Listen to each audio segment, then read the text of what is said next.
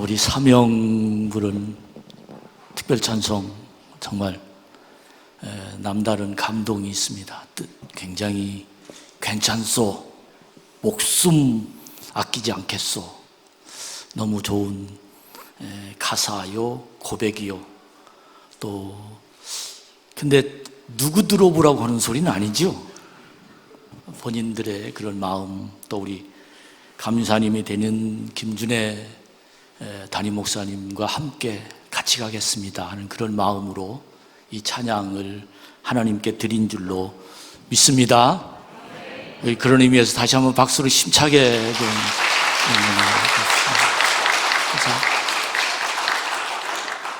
나 같으면 일어나서 인사할 텐데 저도 또 막 박수 치고 있어. 저희 부모님들이 제가 개척하고 한 3년쯤 후에 미국으로 가셨습니다.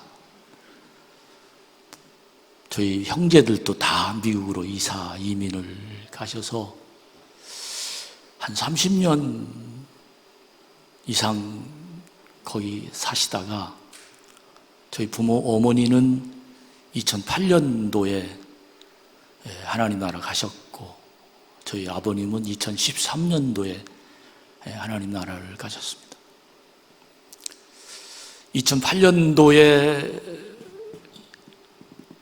바로 전날 우리 어머니에게 전화가 와서 아들이 내 옆에 있었으면 참 좋았을 텐데 내 옆에 없어서 참 너무 마음이 아프다. 그리고는 전화를 끊었는데 그 다음 날 새벽에 연락이 왔어요. 어머니 돌아가셨다고. 너무 가슴에 충격이었습니다.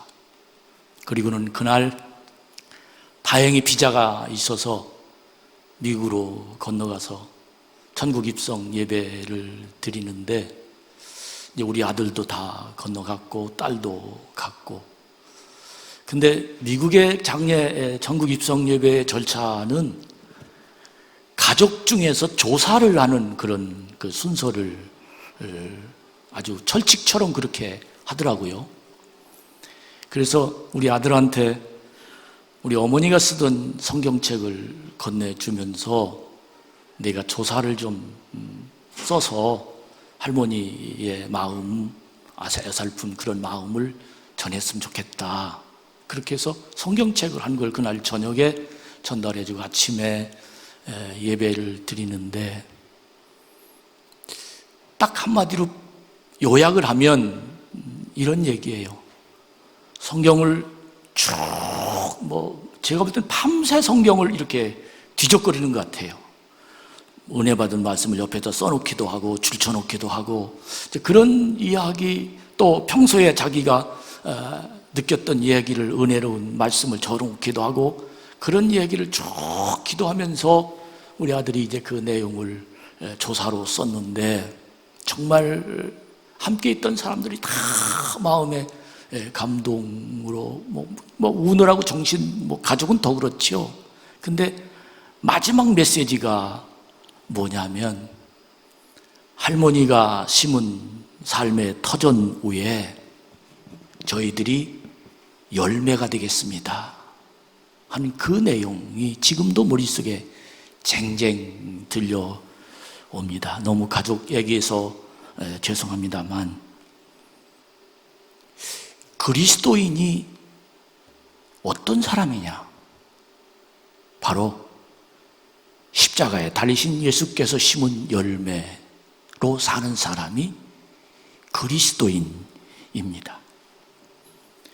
때로는 큰 열매도 있기도 하고 때로는 작은 열매도 있기도 합니다만 우리의 삶 자체는 내 것이 아니라 심어놓은 열매를 우리들이 그 열매로 살아가는 것이 그리스도인입니다.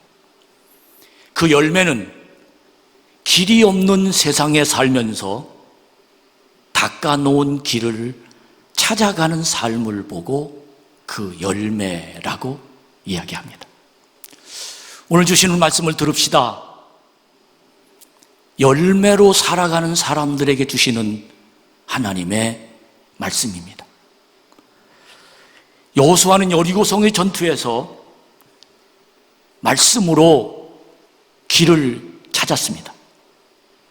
모세의 뒤를 이어가면서 미로 같은 세상에서 말씀으로 길을 찾아가면서 가나안을 향한 전진을 하는 삶이 모세의 인생입니다. 신앙이란,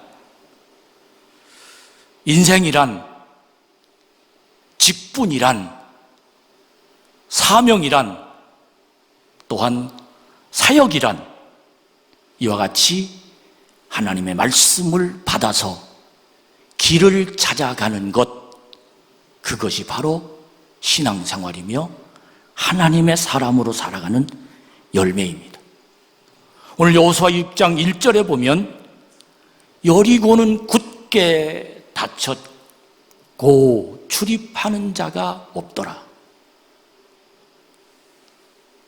꽝하니 아무도 들어갈 수 없는 철벽 같은 절망적인 무덤 속에 있는 가능성이 없는 그 상황을 오늘 여호수아 6장 1절은 우리에게 상황을 설명합니다. 그러나 여호수아는 그 상황 속에서 길을 찾습니다. 그 길이 여호와께서 여호수아에게 이르시되 그 길을 여호수아는 찾았던 겁니다. 보라, 내가 여리고와 그 왕과 용사들을 내 손에 넘겨주었으니. 할렐루야. 신앙인은 이 길을 찾으면 갑니다. 신앙인은 이 문을 찾으면 들어갈 수 있습니다. 열매로 사는 사람이란 이 길을 찾고 문을 열고 내 손에 넘겨주었으니 라는 이 메시지가 내 가슴에 붙어 있는 한 그는 언제든지 무슨 일이든지 어떤 형편에 있든지 찾아가는 하나님의 능력이 그에게 주어지는 것입니다. 여러분, 열매란 길이 없는 세상에 살면서 닦아놓은 길을 찾아가는 삶, 또다시 말씀드립니다. 여호수아 장군은 이 한마디 말씀으로 길을 찾아서 당당하게 그의 주어진 상황 속에서 주도권을 가지고 하나님의 말씀대로 따라갑니다. 그러나 여호수아 6장 3절에 보면 하나님의 주도권을 가지고 하나님의 작전을 펼치는데 그 작전이 너희 모든 군사는 그 성을 둘러 성 주위를 매일 한 번씩 돌되 엿새 동안을 그리하라. 작전입니다. 하나님의 주도권, 하나님의 메시지, 하나님의 능력, 하나님의 길을 찾은 여호수아 장군에게 작전 명령이 내려져 그 작전 명령을 들은 이스라엘 백성들은 드디어 여리고성을 향하여 출발하는 내용이 오늘 말씀의 내용입니다. 감리교 해에서 지방의 감리사는 중요한 포지션입니다. 언제나 어디에 가서나 누구에게나 무슨 일을 만나든지 길을 찾아주어야 할 사람이 감리사입니다. 제가 감리사 때 저는 많은 교회를 인사구역했습니다. 에덴교회 김준혜 목사 제 감리사 때 왔습니다. 명암교회 인사구역이 제가 했습니다. 노르목교회 인사구역이 제가 했습니다. 궁평교회 인사구역에 그때 제가 했습니다. 주사랑교회 인사구역에 제가 했습니다. 많이 했죠? 아마 이렇게 많이 인사구역회를 한 감리사도 없을 것입니다. 저는 지나갔지만 하나님이 저에게 길을 찾아주셨구나.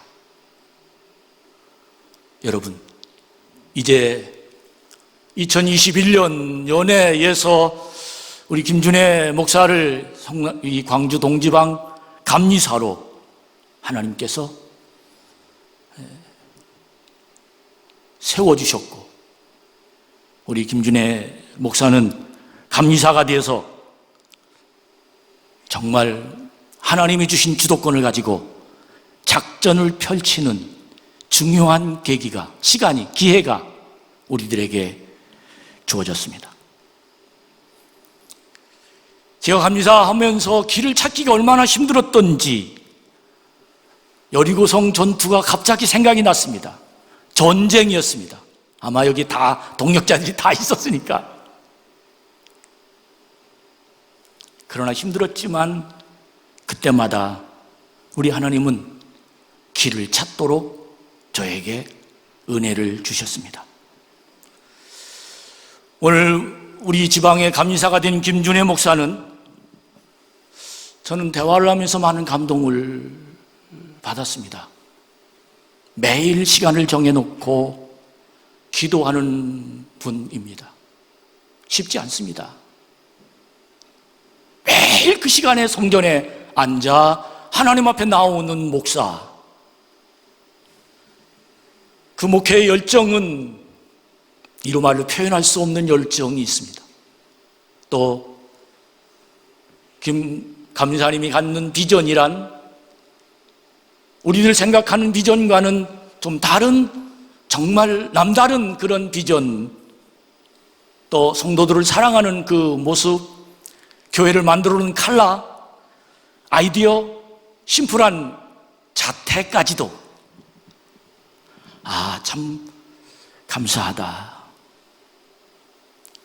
바라기는 정확한 파악으로 정말 교회를 목회하는 그 모습을 보면서 매력을 느낍니다.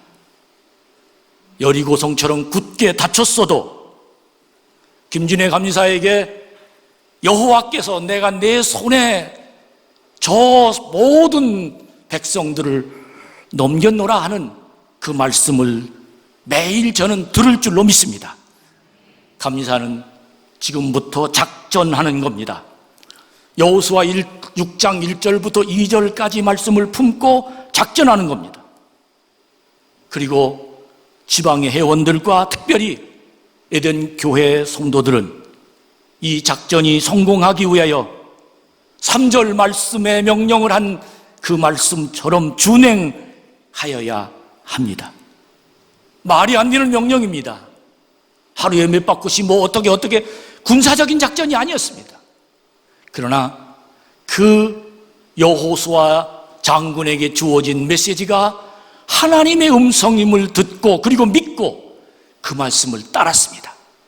그러므로 마지막에 소리를 지르면서 여리고성을 무너뜨렸습니다.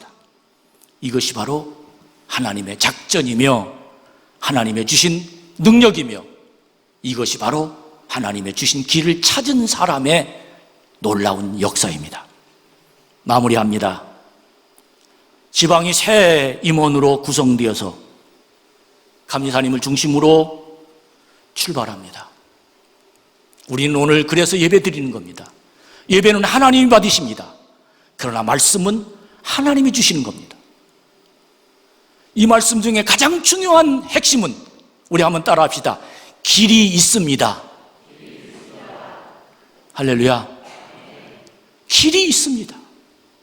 이 예배는, 취임 예배는 길이 있어서 길을 보여주시는 메시지입니다. 그러나 그 길을 찾아야 합니다. 누가 찾습니까? 열매된 사람이 찾을 수 있습니다. 몇 주 전 부활주일이었습니다. 부활주일 바로 전에 종려주일입니다. 아마 많은 교회들이 마태복음 21장에 나귀 새끼 타고 입성하신 예수 그리스도 예루살렘 입성에 관한 메시지를 전했을 겁니다. 저도 그 말씀을 전했습니다. 쓰임받자 한 메시지였습니다.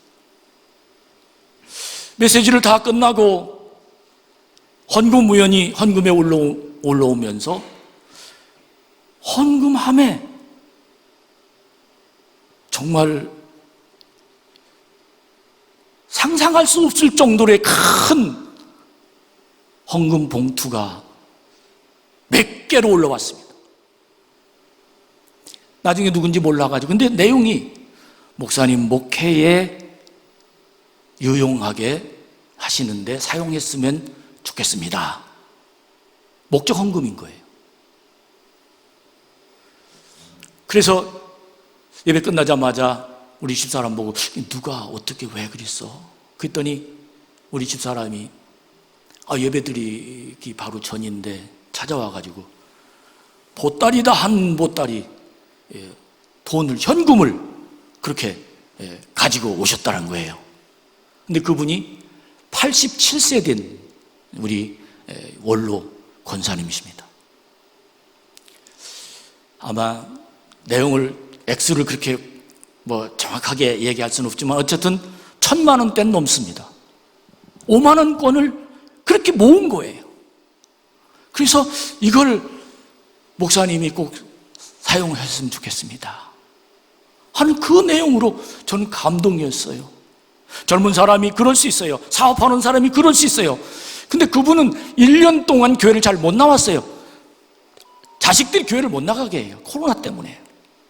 근데 저희 교회에서 매년은 아니지만 금년에 지난해 제 설교된 요약집을 책으로 만들어서 교인들에게 나눠줬는데 집에서 그 책을 계속 읽었다는 거예요. 근데 너무 큰 은혜를 받았대요. 그래서 가만히 앉을 수 없어서 직접 우리 부목사한테 전화해서 연락해가지고 차 좀 보내주세요. 작정한 거예요. 그동안 모은 거를. 그래서 갔다가 봉헌하는데 저도 감동이 됐고 우리 장로님 저기 계시지만 참 감동이 됐고 그래서 우리 교회는 또 다른 기도 제목이 나왔습니다. 나도 저런 성도가 되게 하시옵소서. 우리 교회는 그런 하나님의 역사가 지금도 옛날에는 많았습니다. 근데 현재는 그런 일들이 별로 없는데 지금도 그런 일이 엊그제 우리 교회에서 일어났다는 이 사건을 전 여러분에게 보고하면서 열매된 사람은 이렇게 산다.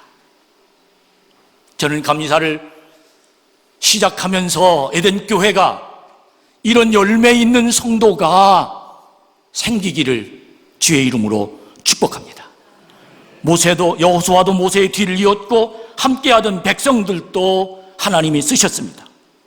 우리에겐 길이 있습니다. 그러므로 하나님의 작전을 말씀을 듣고 출발한다면 분명히 우리 에덴교회 부흥하게 만드는 여리고성, 막혔던 여리고성 열릴 줄로 믿습니다. 제가 만약 에덴교회 성도라면 저는 이 말씀 속에 우리 교회 권사님의 받은 은혜를 받은 성도가 있다면 전 김준혜 목사, 에덴교회 담임 목사, 광주 동지방 감리사 자동차 한 대 사주겠습니다. 기도합니다. 하나님 감사합니다. 하나님의 말씀이 우리 속에 임하여 길을 찾게 만들어 주심을 감사합니다. 이 길을 걸어가게 하옵소서. 예수님의 이름으로 기도합니다. 아멘.